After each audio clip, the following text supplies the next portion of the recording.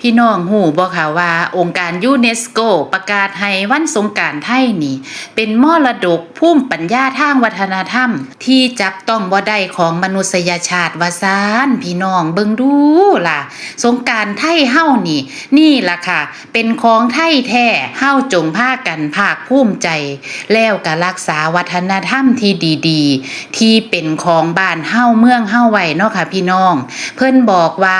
สงกรานต์นี่ก็หมายถึงว่าเป็นการเคลื่อนย้ายของพระอาทิตย์ไปสู่ราศีเมษว่าซั่นมื้อนี้ช่วงนี้ก็เป็นมื้อที่เฮาต้องทำบุญหาบรรพบุรุษ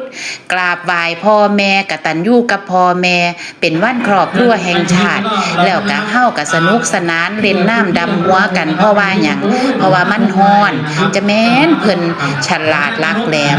ลดภาวะร้อนได้อีหลีค่ะพี่น้องว่าแต่ถือน้ำเข้าไปก็เย็นจ้อยๆเนาะค่ะพี่น้องนี่ล่ะค่ะเพิ่นว่า